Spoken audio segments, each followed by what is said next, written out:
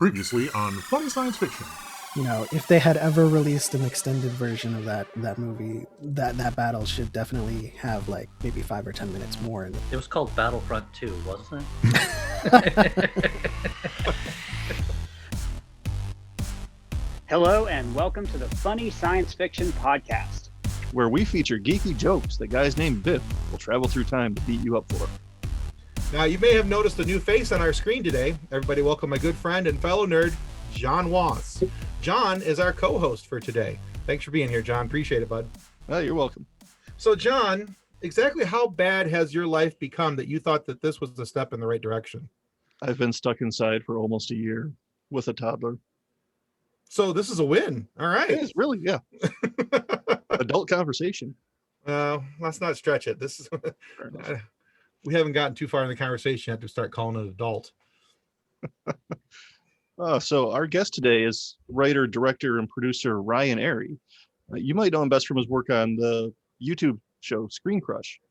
Ryan has a very diverse background, both in music and nerd media.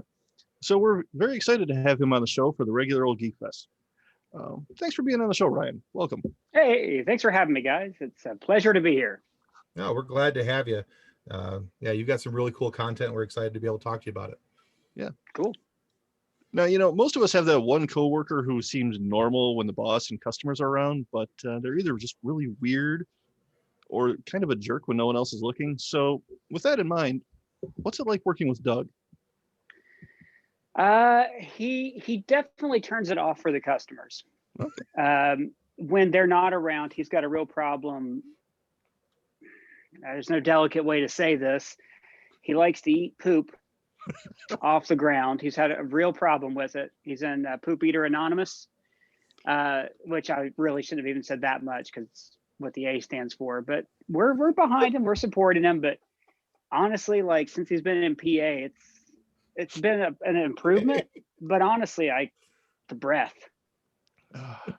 Not good. Just to clarify. Not good. Just to clarify, Doug is the canine assistant manager of the video store. So. Yeah, and some people think that I'm the man. He's my boss. Yeah. Like he's assistant manager on a career track upwards, and I pretty much have to do it he tells me to do, which usually involves brushing his teeth before the customers come in. Speaking of which, we haven't had a customer in 2 years, which is really strange. How are you still open? I don't know. I'm still getting, my checks.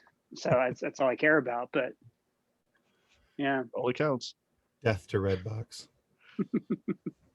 Red what? Death to Redbox. Whoever has that red box, I hate it. Whatever that means. Just working in a video store. There you go.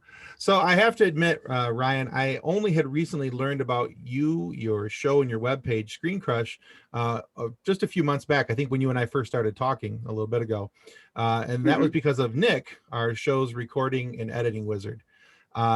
Nick had saw a few of the things that you had posted in regards to your Mandalorian reviews, your Easter egg videos, and things. And knowing that I am, as you may notice with my background, I'm a bit of a Star Wars nerd myself, and big time Star Wars fan. He shared those with me, and I was really, really impressed by the depth of your work. So watching all those videos, though, made me wonder, are you just a giant geek with a head full of awesome geek knowledge? Or do you have a research team to help you get those videos together? Yes, and literally no. So I'm a huge geek full of knowledge. Like when I was 17, I got the and this was in 1997, so you can date me. I got the Star Wars Encyclopedia for Christmas, and this was so long ago. It was pre-prequels. So like in this book, the Star Wars Holiday Special was considered canon.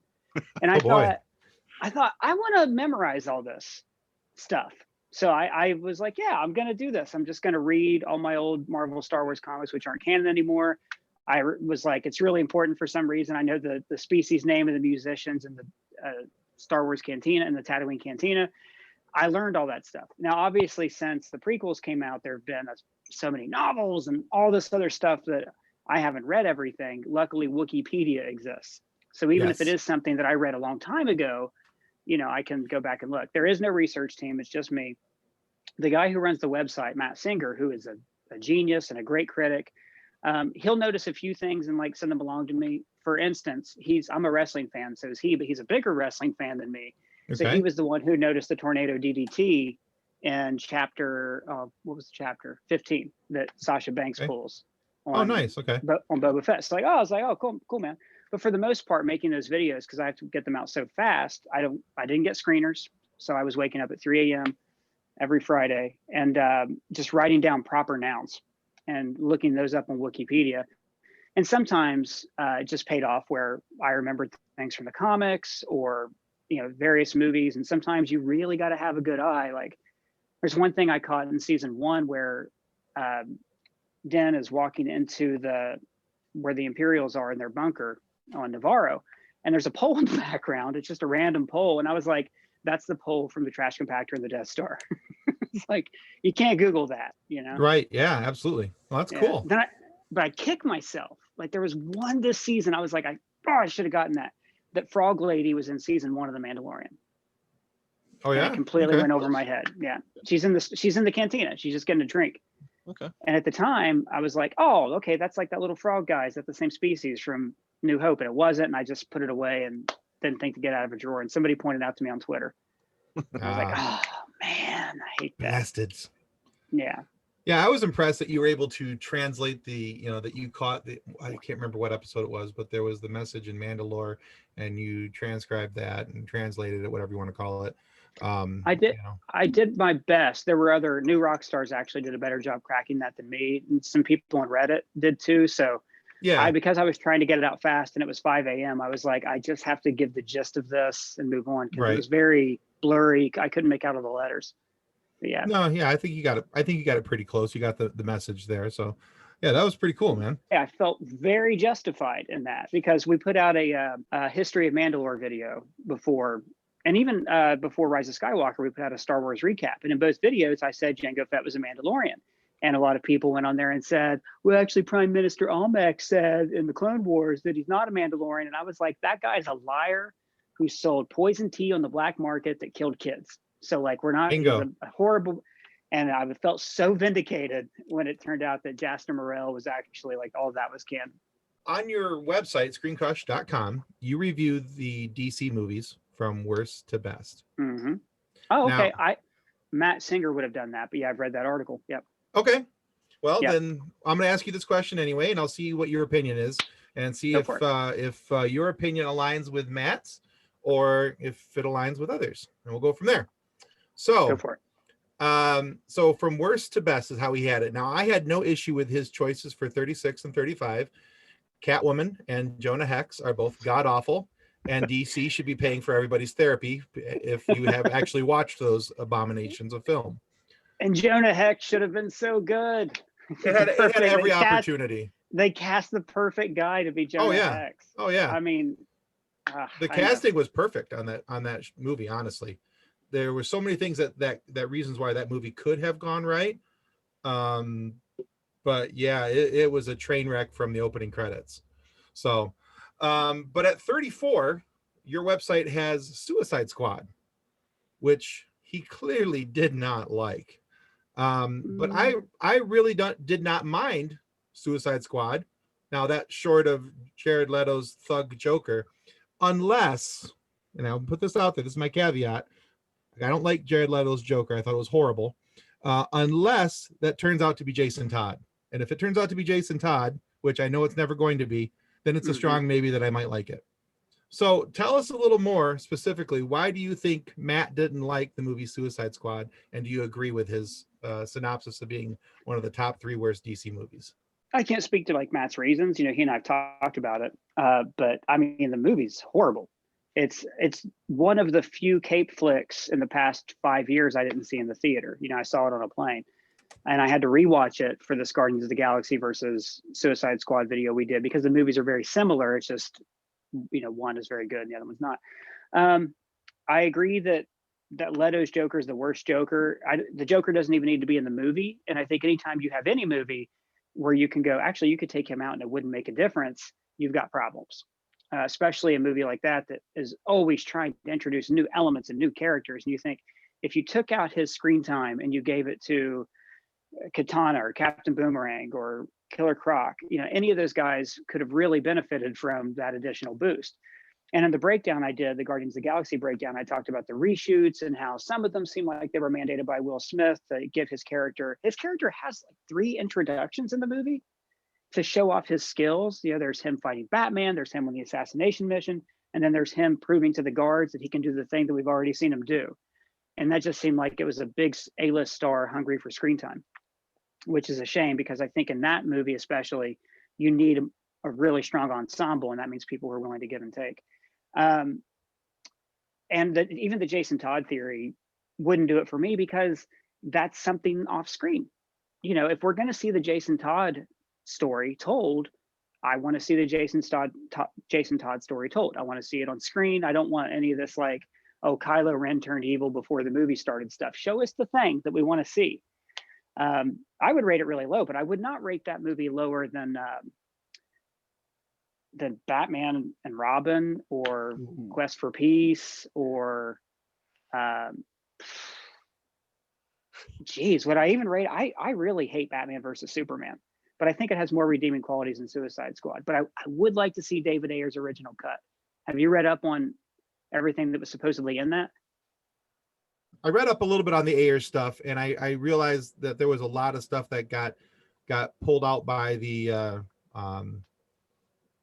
production company, and they wanted, the movie theater, the movie company wanted a lot pulled out, and so kind of got involved in what was going on and kind of reshaped the story as to what was happening, how it was happening. But I agree with you completely. I think you could have that could be a Jokerless movie and it would still have the same story.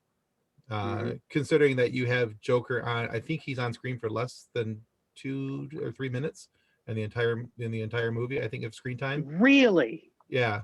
Wow. It's a horrible, and I'm guessing on that. I'm just trying to think of the total amount of screen time. It's got to be somewhere between 3, maybe 5 minutes at max in that whole movie. Wow. He probably still has more line. Sorry. Go ahead. Yeah. He probably still has more lines of dialogue than Henry Cavill in Batman versus Superman. Why'd you say that name? That's the only thing I can think of whenever I hear Batman versus Superman. That's his mother's name. The number of times in a video when I want to just cut to Amy Adams saying that's his mother's name, because it sounds like an SNL sketch. Right. Yeah. When she says that her comic timing on it's perfect. Great. Nice. That's his mommy's name. I'm sorry, but I interrupted you.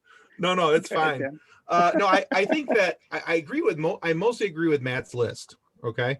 I just didn't think that Suicide Squad should be that low, especially when you think about the epic failures of Batman and Robin, Schumacher's nipples on the bat suit.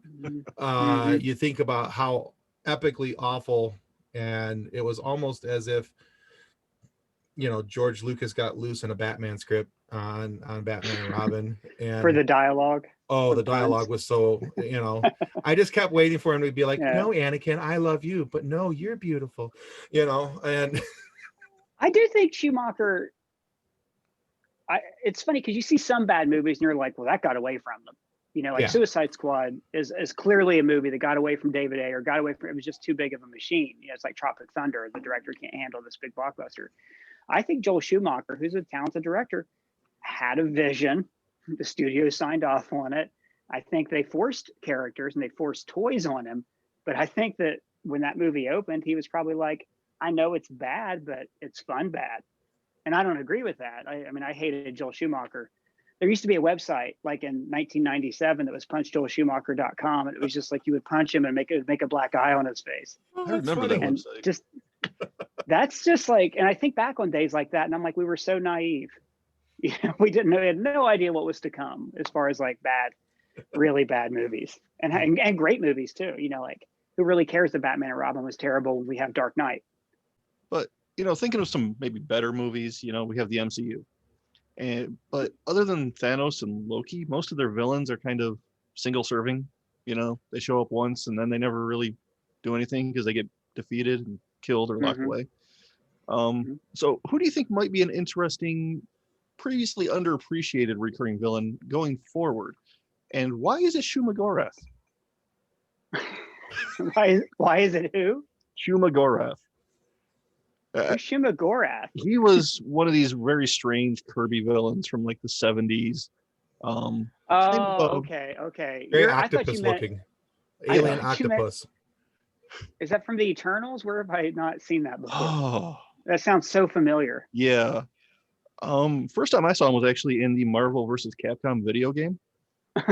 Okay. Yeah, You're cheating. Well, yeah, and you know, actually, I think he has a Doctor Strange tie-in, if I'm not mistaken. okay. That sounds about right. And that would make sense because I've barely read any Doctor Strange comics. Okay. I thought you meant who's already been in the MCU. I mean, if there's one there, that'd be great. But I mean, maybe Okay, someone okay. to bring in too. Maybe, okay. Let me, you threw a curveball at me. A villain who, it's funny, the other day I was thinking about it. Like, I've been reading Wanda, Scarlet Witch comics, and my hero is Simon Williams. I'd love to see Wonder Man in the MCU. Yeah. Underappreciated villain. I mean, his brother is the Grim Reaper, but he kind of sucks as a villain. Man, there's got to be somebody from. I mean, look, Spider-Man has the best rogues gallery of any Marvel hero. I think it's cheating to say Kraven the Hunter. Oh, because for one thing, that's not really MCU. It's Sony MCU, which is a different beast. Who hasn't been in the MCU yet? I can't say like a better version of Malekith. Okay. well, I mean, there's always room for a better version of Malekith.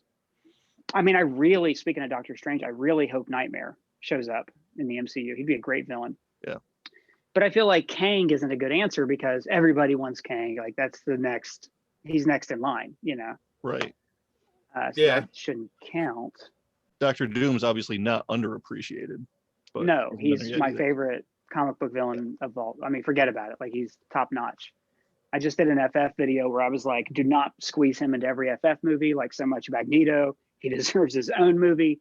Yeah. Get him, like he needs to be a headliner, and we need to be sorry to see him lose, just like we were Killmonger.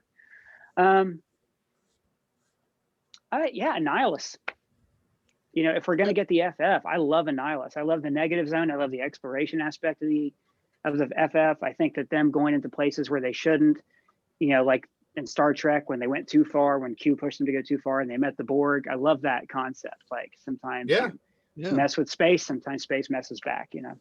Honestly, if we could reintroduce a villain to the MCU that was a single serve, I would love to see it done right.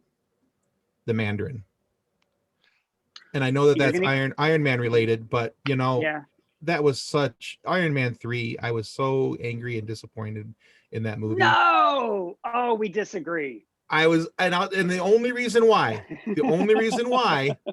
is because you bring in Ben Kingsley, this amazing actor who should have been able to pull off the Mandarin in his sleep easily. And I get this guy who's like looped on acid, and I'm just like, come on, man. I was so disappointed. That's why I was disappointed in that movie. I think the rest of the story is cool. I think the rest of the story is good, but I was very upset with the fact that the Mandarin turned out to be this, like, you know, TV evangelist like type thing going on. And that's a good metaphor for it. It's the best I got. I think when you look at the Iron Man 3, though, you got to remember it's not an MCU house movie. It's a Shane Black movie. You know, you can watch Lethal Weapon, Last Boy Scout, skip straight to Iron Man 3, and you're like, okay, I guess this action hero has a suit, you know? So the fact that, and again, like the Mandarin's not a character who I've, you know, have a close personal relationship with, like I do Dr. Doom. So when I saw that switch, I just thought it was hilarious because I was with you. I'm like, Ben Kingsley is this great. Oh, he's going to be great as the Mandarin. They teased this since the first movie, the 10 Rings. And then just when he's watching soccer and he is so distracted and he yells at the screen, I have no problem with that. And you're going to get your wish. You're going to have the Mandarin and Shang-Chi. Oh, yeah. So everything works out. You know, they did the retcon, which he was also great in. And I really, really hope Ben Kingsley is a surprise cameo. I want Shang-Chi to be busting into the Mandarin's palace and beating guys up, and he thinks he's found the princess, but no, she's in another castle because it's Ben Kingsley behind that door, looking for the bathroom, who's like held prisoner in the Mandarins. You guys have Sorry, seen All Hail Mario, the King, but your right? princess is in another castle. Exactly. You guys have seen All Hail the King, right? I should have asked that. I do not know shot. that I don't know that I have. Okay. So on the special features for, it might have been, Marvel used to do these Marvel one shots that on their DVDs and Blu-rays would be like this little short film. And now instead of doing that, they just make TV shows. But one of them showed Ben Kingsley in, I think it was Blackgate, with Justin Hammer. It's the last time we saw him too. And all these prisoners love him because he's such a great actor and he's got all these like weird Hollywood stories. And he's been interviewed by a guy who, he's being interviewed by a journalist, and the journalist got his life story. And then like there's this switch in the last minute, and the journalist turns out he works for the real Mandarin. And the real Mandarin is angry at Ben Kingsley for taking his name. Oh, So cool. they end up at the end of this, they kidnap Ben Kingsley. You don't know where he goes. So that's why I was saying that it'd be cool to run into him in Shang-Chi. Oh yeah, that makes sense. Yeah. All right. You should see the short. I mean, if you're a Mandarin fan. I will check it out. Absolutely. Yeah. It was Absolutely. the softest retcon I've ever seen. It Yeah, was 'cause I them think- going, "Oh, let's just tweak that a little bit." I think I have Iron Man 3 as a digital. I don't think I got the DVD on that one. I'll have to check. So I don't know if that was included in the digitals or not. So It's got to be on YouTube or I'm Daily sure. Motion, or not that I would Yeah. ever advocate for anyone to watch anything illegally on the internet, but it's probably out there. And so Yeah, point gathered. We're good. Yeah. All right. So your website also assembled a list of the most anticipated movies of 2021. Oh, okay. Now, assuming that we're going to be able to repopulate movie theaters at some point in the future. Now, out of this list, the one in particular that I'm most looking forward to, and you don't have to know what's everything that's on this list, but the one in particular that I'm most looking forward to is Black Widow. I'm curious to see how they're going to tell that origin story, how she got from that point to being part of the Avengers Initiative. And the one that I'm least looking forward to has something to do with Tom Cruise because, well, it's Tom Cruise. Right. And that's Mission Impossible 7. I still can't figure out for the life of me why there's 7 of these blasted movies and how Tom Cruise ever got to be an action star or a movie star for that matter. But looking over this list of most anticipated 2021 movies made me wonder, which ones are you most looking forward to? And which movie would you not want to see? I'll put my personal feelings on Mission Impossible franchise aside. Black Thank you. Widow, I'm actually encouraged to hear you want to see Black Widow so much because I've done like a few polls on our channel and stuff, and most people seem to agree. I kind of feel this way that the movie really should have come out in 2016 or 2017. That some of the enthusiasm. I do think that the pandemic has made us hungry for any Marvel movie, and that'll actually end up helping it. But as far as Marvel films, I'm more looking forward to the Eternals. Okay. Because for one thing, we haven't seen a trailer, so I don't know what to expect except for concept art. And the last time I had this level of like, I don't know what's happening was Guardians, Nice, which I had only seen concept art for and had never even seen a James Gunn movie. And I said, this is going to be great. But also like, I love the cast of the Eternals. I love the comics, especially the Neil Gaiman revival they did. And I would bet money that that's more what the script is going to be based on. That'd be cool. Yeah. There's other things like, look, I'm not like especially pumped about Top Gun Maverick, which is what I thought you were going to say when you mentioned Tom Cruise. Well, we can add that to really, the list too. I'm really looking forward to new Edgar Wright and new Wes Anderson movies this year to get off the geek topic a little bit. Okay. I'm very cautious about the untitled Spider-Man 3 movie. I'm nervous about that one. I am too. And it's because as soon as Sony introduced a movie called Into the Spider-Verse, which by the way was a masterpiece, like no notes. The movie's amazing, Yeah. But as soon as I heard that title, I thought, okay, so I see what they want to do here. They're trying to introduce us to a Spider-Man universe so we can leave the MCU behind and forget all about Captain America meeting Spider-Man. We just want to see Spider-Man meet Spider-Man meet Spider-Man. And my God, it seems like that's exactly what they're doing. You look at what's gone wrong previously in the Spider-Man franchise, where Sony has Yeah. forced them to put too many characters and too many villains and too much. Now, maybe not. John Watts seems like he's got a real light touch on things. You know, he might, the Tobey Maguire, Andrew Garfield might just be cameos as he's traveling through the multiverse. It could just be hilarious. Like on the CW Flash, when he, you know, went through the tunnel and he's traveling through different Earths, and you see little flashes of things. And you get the feeling that's all Yeah. connected. That's one I'm like, I wouldn't say I don't want to see it, but like, ooh, could go real bad real fast. Yeah, I'm afraid it's going to go sideways quick.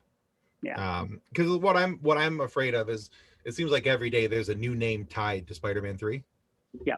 You know, and that makes me worry because it gets back to what you mentioned earlier about the one of the issues with Suicide Squad is that, you know, do you have all these A-list actors now, or people who are tied into the movie some way somehow wanting to get their screen time, and or are they going to work as an ensemble like we see in Guardians of the Galaxy and the MCU and things like that? So, yeah. Well, here's what I would like to see in Spider-Man 3. I tweeted this and I mentioned it in the video, but you know, everything on the internet's brand new as soon as you say it.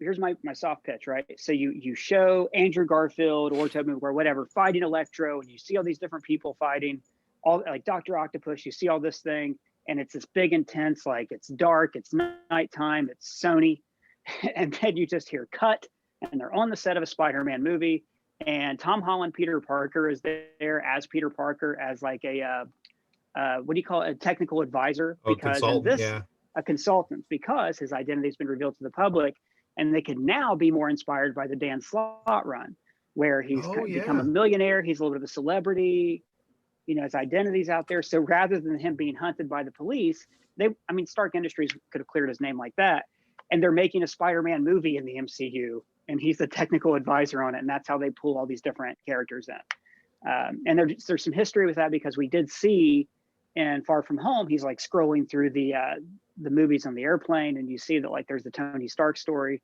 there's documentaries about the Snap and about with Dr. Selvig, things like that. So that's what I hope it is, but I know it's going to be like the end of the animated series where he gets sent into the multiverse. Okay, but if it's like your soft pitch there, I'd sign on for that. I'm totally on board for that. That makes it much more palatable. Thank you. Especially since that's what we expect it to be, this big crossover. And I kind of love, like, I wanted to see the Yoda. I wanted to see somebody fight the Imperial Guards for years, you know, from Return of the Jedi. And then in Revenge of the Sith, Yoda just smacks him against the wall. I love that kind of thing. Yeah. You know, in the before times, in 2019 and before that, seemed like there were a lot of remakes of previously successful movies for some reason. Like Hollywood was just repeating itself. You know, but they were remaking successful movies.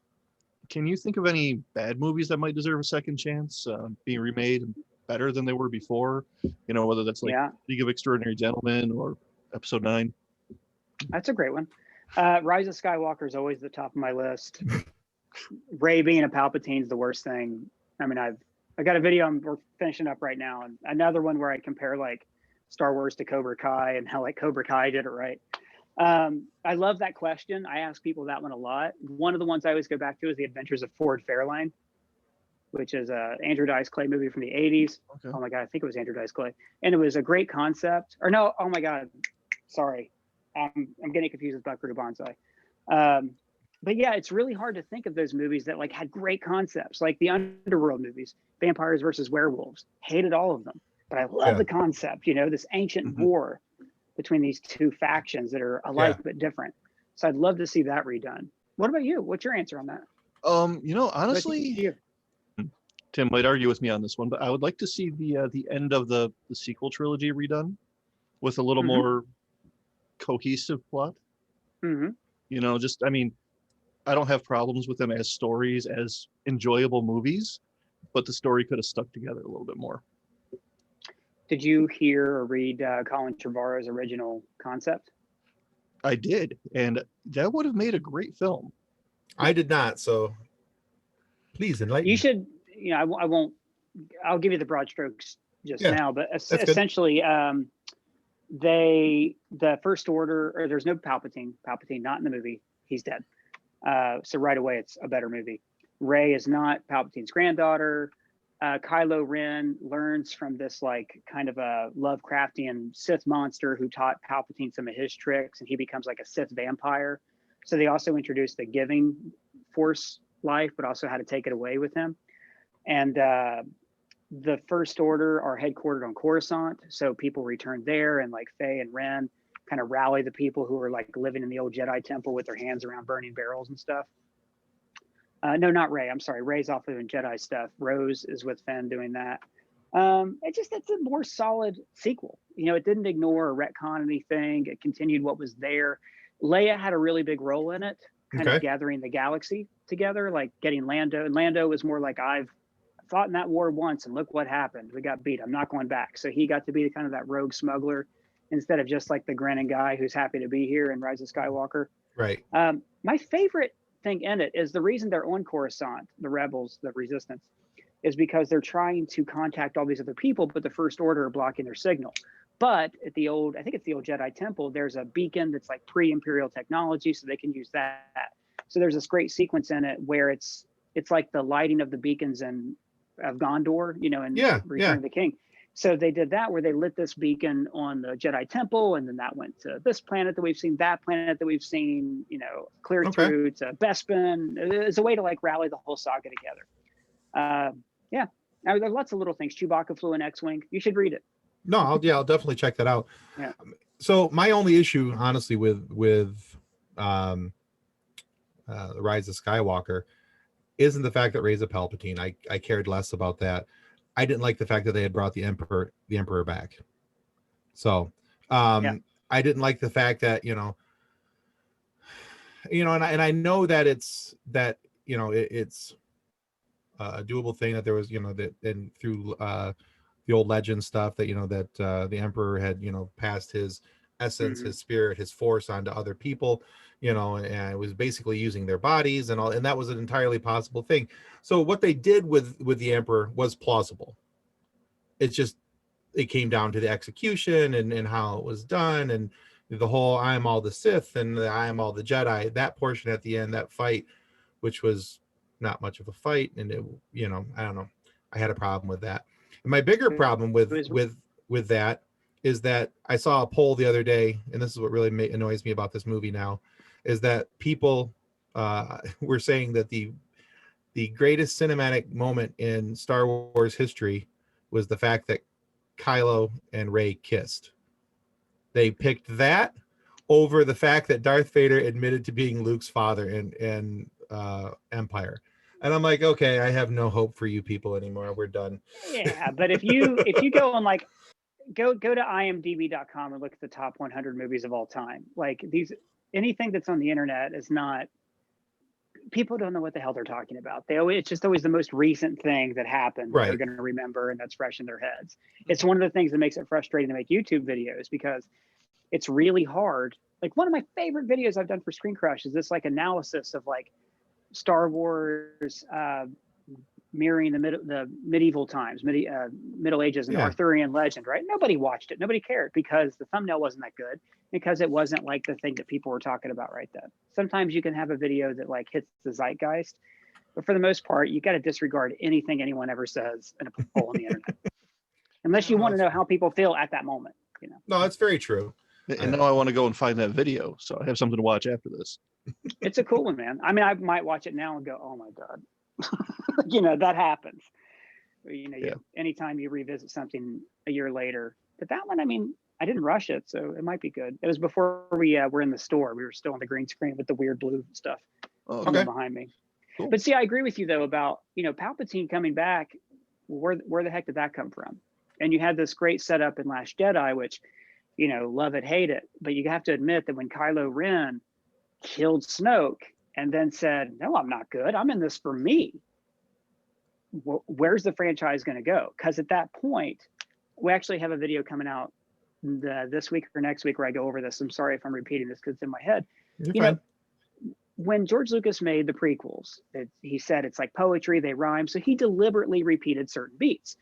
Phantom Menace, Farm Boy,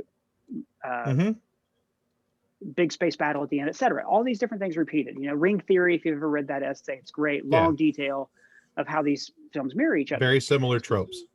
Exactly, but done on purpose, very, Yeah. very specifically. Force Awakens, they said, well, we just want people to remember why they like Star Wars. And I actually read that quote somewhere, and I was like, I don't need to be reminded why I like Star Wars. So Force Awakens was too much of a remake of New Hope. Like there was nothing, even George Lucas said there's nothing new in it. There were no surprises. And it was at the cost of world building, because instead of Lucas's original plan, which I've read, was for the new kids to be fighting the pirates, who the pirate syndicate, who the New Republic was having trouble keeping at bay. They were just fighting the new empire, and it didn't matter where they came from, and who cares? It's the new empire, kids. It's Star Wars. Buy stuff, buy stuff. So when that happened, and then Last Jedi came along, where it was like, okay, so he's redoing the same stuff. It's like they meet a scoundrel, they do this, they do that, but it's a little different. And then it even had tropes of Return of the Jedi and Snoke showing her the battle outside. But then you had that beautiful turn. It's as if Darth Vader struck down the Emperor and said, okay, Luke, join me. We'll rule the galaxy together at that point. So at the end of Last Jedi, for the first time, I had no idea where Star Wars is going to go. You know, even the prequels, we knew how they were going to end. I had no idea where Star Wars is going to go. So they just brought back Satan, I guess, Space Satan, the Emperor. Satan. So Satan was the guy. Space Satan was the guy telling her. So it didn't matter that Kylo Ren made a choice, or it didn't matter that, because it was just Space Satan. Everybody, Space Devil made you do it. Come on, that's the laziest writing. Like, give me a break, you know. That quote's gonna have legs later. I'm telling you that one right now. Take it away. But you know, things that have been remade better. One thing that I think of was Series of Unfortunate Events, when Netflix took that over. And, oh, okay, yeah. And from the Jim Carrey, yeah. And at one point, he Count Olaf breaks the fourth wall, looks right into the camera, and says, "In all honesty, I prefer long-form television to movies. It's so much more convenient to consume entertainment from the comfort of your own home." You know, I'm pretty sure this year has proven his point to a large degree. Yeah, I love that. Yeah. What do you think are the benefits and the drawbacks of this home-based entertainment direction that everything's going in?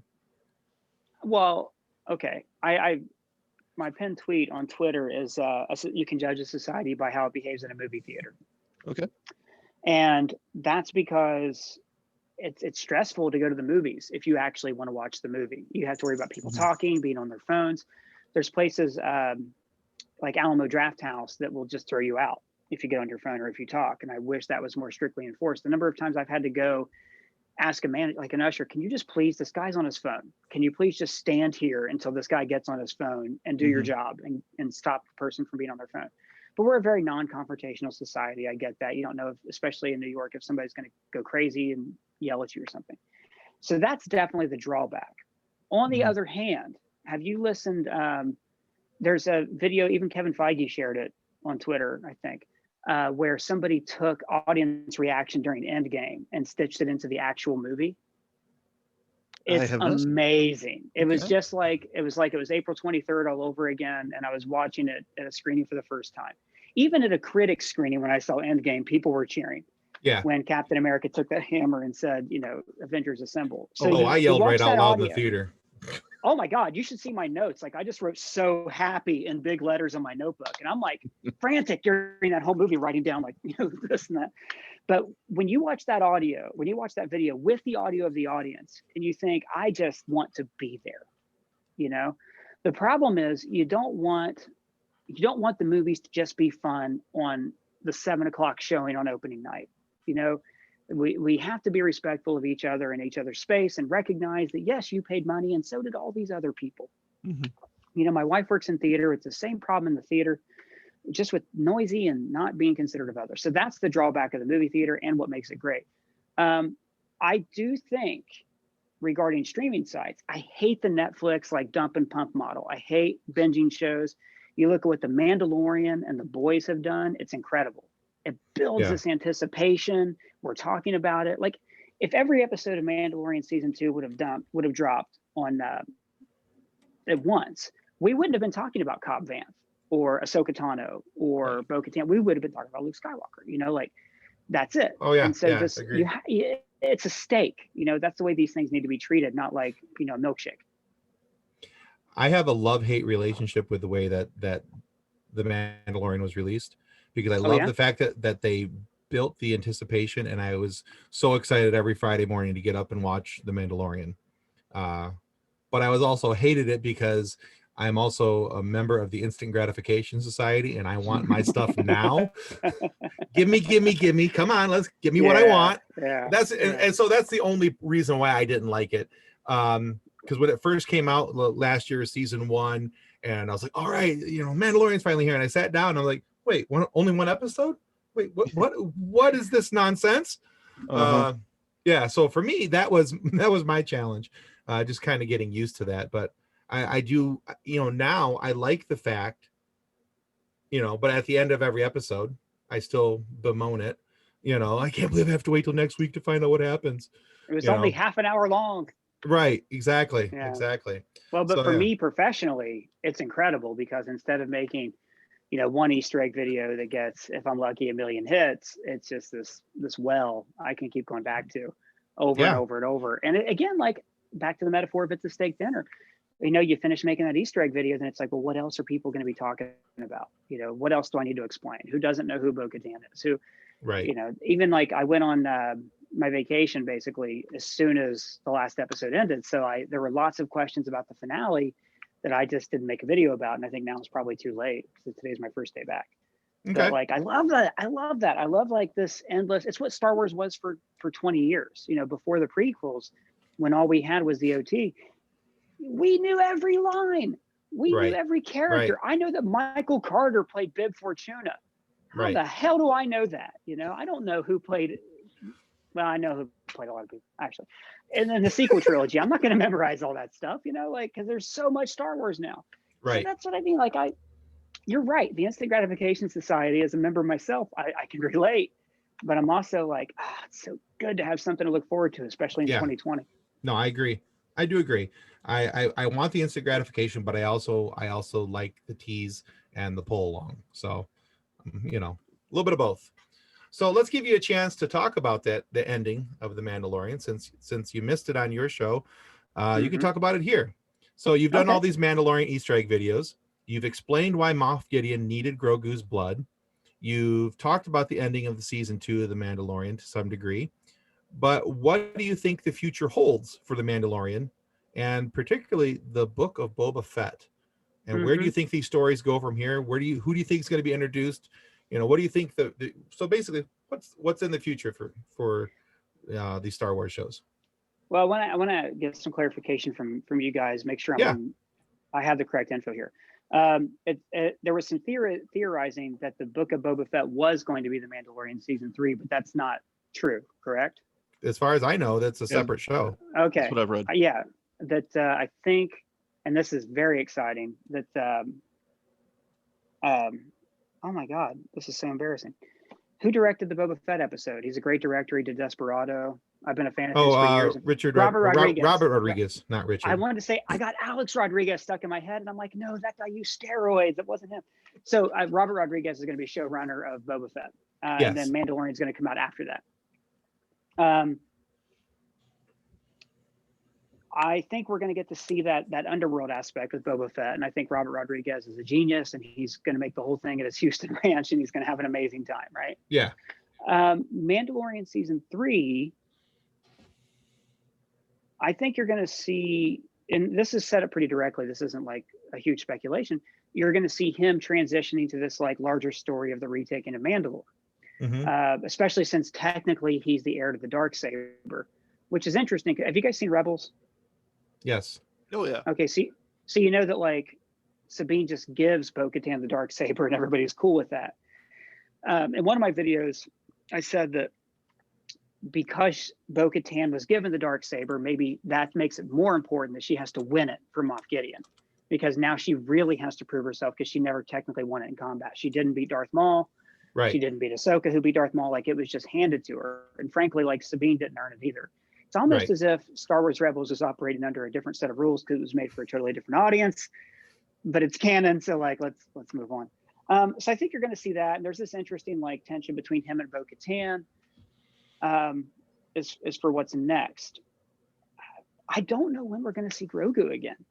I really don't. Like, I watched that and I was like, the reason I was so torn up by that finale is I was like, he gone? Like, It's gonna be a did while, I think. Kylo Ren kill him? Like, how is this show going to continue without this formula? You know, like, and no, I don't think Kylo Ren killed him. I think New Rockstars just put out a video I'm really wanting to watch where they like did their arrow circle thing, where they point to like a cairn of stones behind Luke Skywalker on Act 2, like that's Grogu's grave, which is a fun theory. But oh God, I hope that's not true. It'd be horrible. Right? You know? Yeah. I'm I'm hoping we see Thrawn personally. Oh, yeah. He'll be in the Ahsoka series. I'm And sure I of think they that. said that I kind of want to see him a little bit in The Mandalorian too, though. That would be interesting, especially since, you know, we don't know where Ezra took him to with the space whales, or what are they called on Discovery? I was with the space fungus. I can't remember what they're called now. Yeah. Mycelial network. We don't know where he took them to, but chances are it's somewhere in the unknown regions, the outer rim, where the story can't reach them until they need it to.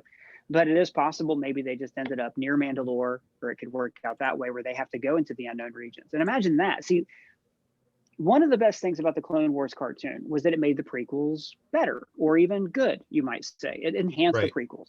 Right. So what I saw this season of The Mandalorian, especially, I think it was episode 4, where they're on Navarro and you see like the clone tanks that probably have the Proto Emperor's body. I was like, yes. Because now you're going to take a bad decision, which is bring back Palpatine, and you're going to make it better by showing how that happened, you know? Right. Build the story up to it.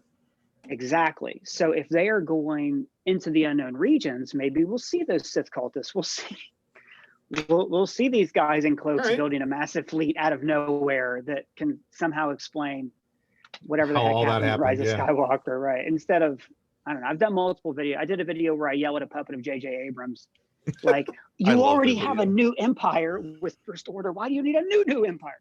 Yeah. And there was an original version of that where I was angry, and Matt was like, you can't put that up. you can't do that. Disney will never allow us to go to a screening again. I was like, you're right. He was extremely right. I was like, I think I needed to make that video. Just to get it off your chest. Just to get off my chest, and I like reeled it in and made it less Gamergate. Yeah. All right. Well, that's what I think for Mando season 3. And I really want to see how Boba Fett and Rangers, all that stuff's going to tie in together. Yeah, I think we got some really cool content coming, and every bit of my nerd force is like giggly. So, but all right, cool. Well, we're at a point of the show, Ryan, where we're coming up to the end here, and one of the things we like to do with our guests is we like to play a little quiz. So we're hoping that you're game for this. Now, we'll ask you 5 questions. If you get 3 of them, or 60%, we send you one of these super cool Red Shirt Widows and Orphans mugs. It's one of the things for our funny science fiction podcast. Okay, so I see it's a Trek joke. We didn't even get into Trek on this. You got to have me back on to talk about that. Absolutely, would love to have you back. It is very much a Trek joke. It ties into Drayton's Alan's books, The Custodians of the Cosmos. For those who go to clean up, what's the joke? It's those who clean up. Those who boldly go to clean up after those who just boldly went. Thank you. There it is. So, but yeah, that's part of Drayton's book. So now, if you, yeah, exactly. So that's at 3 points, you get the mug. At 4 points, 4 out of 5, you get the mug, and we're going to send you a copy of the book. We'll make sure that Drayton vandalizes it for you. I mean, autographs it for you, and gets that off and running. If you get less than 3 correct, we take a picture of your face and we make a meme out of you. Oh no. Okay. So you agree to these terms, sir? Yes. All right. Very good. Then let's begin. John, fire away. All right. So which actor is the only one who's appeared in every Star Wars movie to date? Is it Carrie Fisher, Mark Hamill, Anthony Daniels, or Warwick Davis?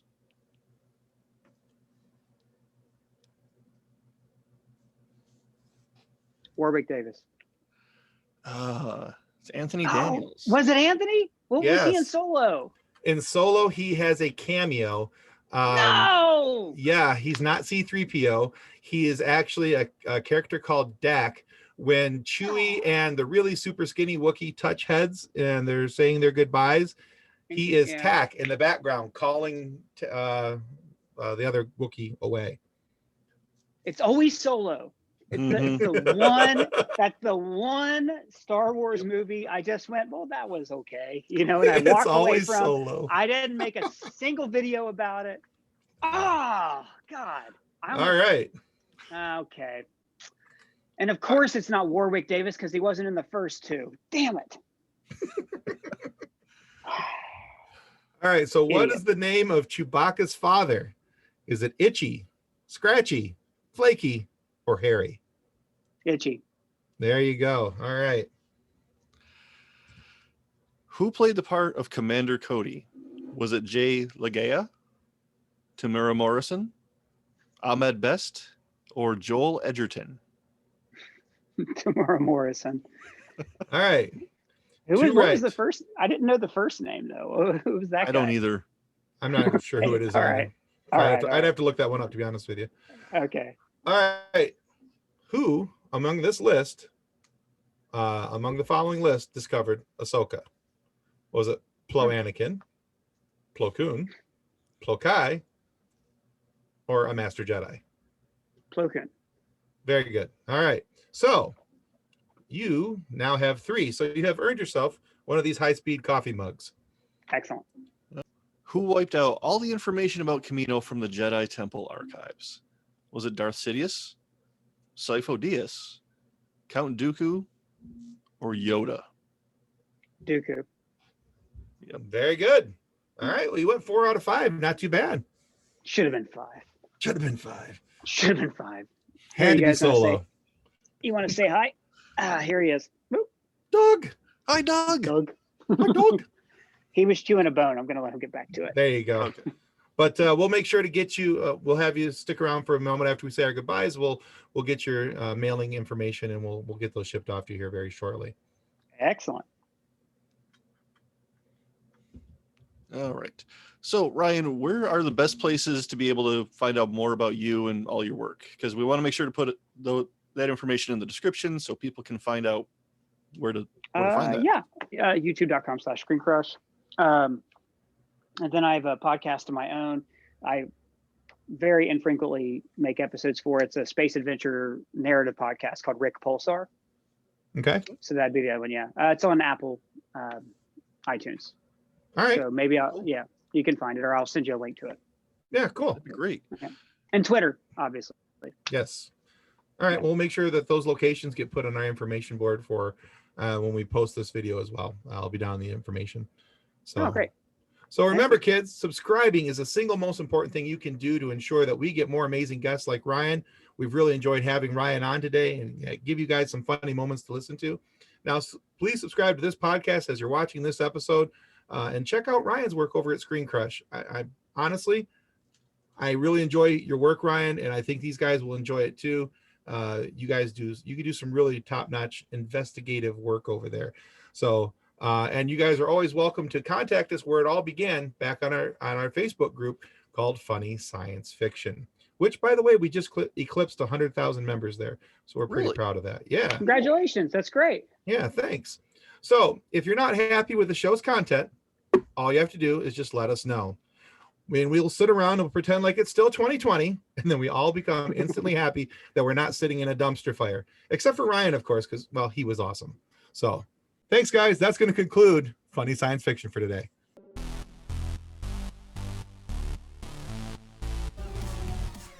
On behalf of the rest of the hosts of Funny Science Fiction, we'd like to thank you for listening to this episode.